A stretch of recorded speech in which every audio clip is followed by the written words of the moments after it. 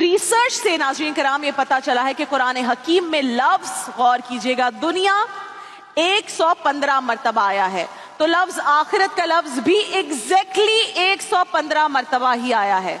ملائکہ کا ذکر 88 بار ہوا ہے، تو شیاطین کا ذکر بھی ایگزیکٹلی 88 بار ہی ہوا ہے۔ لفظ رجال یعنی مرد کا بیان 24 مرتبہ ہے، تو 24 ہی مرتبہ لفظ نساء یعنی عورت کا ذکر آیا ہے ایگزیکٹلی۔ حیات یعنی زندگی، اس کا ذکر 145 مرتبہ ہے، تو موت کا ذکر بھی ایگزیکٹلی 145 مرتبہ ہے۔ نفع، پروفٹ، ذکر کتنی دفعہ آیا ہے؟ 50 مرتبہ، تو خسارے کا ذکر بھی 50 مرتبہ ہے۔ ابلیس کا نام 11 مرتبہ آیا ہے، تو ابلیس سے پناہ مانگنے کا ذکر بھی ایگزیکٹلی 11 مرتبہ آیا ہے۔ مصیبت کا لفظ 75 مرتبہ آیا ہے، تو شکر کا لفظ بھی 75 مرتبہ آیا ہے۔ سختی کا ذکر 114 مرتبہ آیا ہے، تو برداشت کا ذکر بھی 114 مرتبہ ہی آیا ہے۔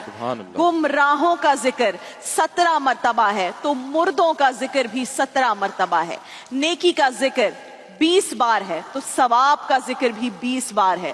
جہنم کا ذکر 26 بار ہے، تو سزا کا ذکر بھی 26 بار ہے۔ جادو کا ذکر 60 مرتبہ ہے، تو فتنے کی اصطلاح بھی 60 مرتبہ استعمال ہوئی ہے۔ لفظ کفر 25 مرتبہ آیا ہے، تو لفظ ایمان بھی 25 ہی بار آیا ہے۔ لفظ صوم یعنی روزہ، جس کی حالت میں ہم ہیں اس وقت، 14 بار یہ لفظ آیا ہے، تو صبر بھی 14 ہی بار آیا ہے۔ زکوٰۃ کا ذکر 32 مرتبہ آیا ہے، تو برکت کا ذکر بھی 32 مرتبہ آیا ہے۔ اور صرف یہی نہیں ناظرین کرام، یہ بیسک ہے، ابھی آگے بڑھیے۔ کئی اور ریاضیاتی حقائق ایسے ہیں جنہوں نے ماہرین ریاضیات کو حیرت میں ڈال کر رکھ دیا ہے۔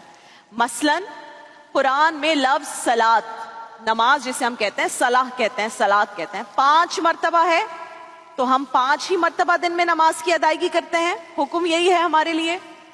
لفظ شہر یعنی مہینے کا ذکر، گیس کیجئے عمران بھائی کتنے مرتبہ آیا ہے؟ 12 مرتبہ۔ اور ہمارے ایک سال میں مہینے کتنے ہیں؟ 12۔ لفظ یوم یعنی دن کی اصطلاح 365 ٹائمز یوز ہوئی ہے، اور ایک سال میں دنوں کی تعداد بھی 365 ہے، 365 ہے۔ ابھی اور پریشان کرنا ہے آپ کو۔ لفظ بحر، باہر یعنی سمندر کا ذکر کتنی مرتبہ آیا ہے؟ 32 بار۔ اور ارض یعنی خشکی، ارتھ کتنی بار آیا ہے؟ 13 مرتبہ۔ ان دو اعداد کا مجموعہ 45 بنتا ہے، 45 بنتا ہے، ان کو ایڈ کریں۔ اگر ان دونوں اعداد یعنی 32 اور 13 کی پرسنٹیج نکالی جائے تو وہ بالترتیب 71.11% اور 28.89% بنتی ہے۔ اور جدید سائنس کی روح سے زمین کا 71.11% رقبہ پانی ہے، اور 28.89% رقبہ ایگزیکٹلی خشکی ہے، جو ورڈ اور نیومیرکس یوز ہوئے ہیں۔